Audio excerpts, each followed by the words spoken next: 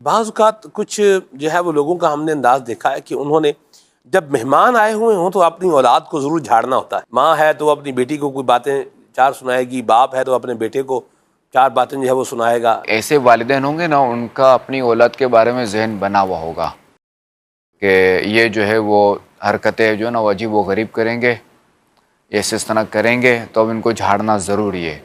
یا تو بچوں نے بچپن میں ایسی حرکتیں کی ہوئی ہوتی تو اس لیے ان کی ایک عادت ہوگی کہ یہ کرنا ضروری ہے. تو اب یہ ہے کہ چونکہ وہ بعض اوقات جو لڑکپن میں عادت ہوتے ہیں نا، ضروری نہیں ہے کہ بڑے ہو کر وہ عادت رہے، وہ بعد میں تھوڑے سیٹ ہو جاتے ہیں، تھوڑے سمجھدار ہوتے ہیں. ماشاءاللہ.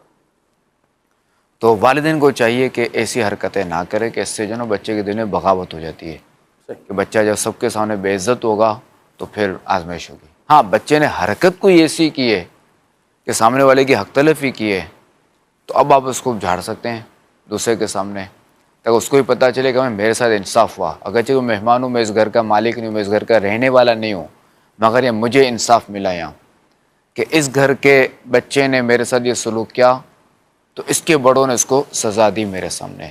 روٹین اس کو نہ بنایا، جب بھی آئے ہیں کوئی نہ کوئی روٹین نہ بنائے، کچھ لوگوں عادت کی نہ بنائے. سگنیچر ٹیون ہوتی ہے، تقیہ کلام ہوتا ہے، کوئی نہ کوئی بات یہ ہوتی ہے. اللہ ہمیں عافیت اور سلامتی جو ہے وہ آمین. عطا فرمائے. بچے ایسا پھر اس بات کے عادی بھی ہو جاتے ہیں، وہ پھر محسوس بھی نہیں کرتے.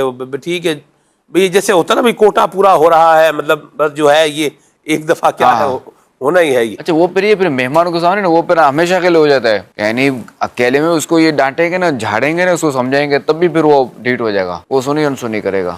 شروع میں جب اس کو ڈانٹیں گے نا تو یہ بالکل سیٹ ہو جائے گا. اب بار بار اس کو جب ڈانٹیں گے نا بات بات پہ، اب یہ ڈھیٹ ہو جائے گا. بعض وقت ہوتا ہے کہ باپ جو ہے نا خود ہی غلطی نہیں سمجھے تو پتہ نہیں تو ہوا کہ خواہ جو ہے نا وہ ہوائی فائر کر دیتا ہے. تو بعد میں بتا اچھا یوں ہوا تھا، یوں نہیں ہوا تھا. اچھا بالفرض اب اگر غلطی آپ کو پتہ بھی ہے کہ اس نے یہ غلط کیا، تب بھی بچے کو بتائیں کہ تم نے یہ غلطی کی ہے، بچوں کو سمجھائیں، پہلے وارننگ دیں پھر کریں.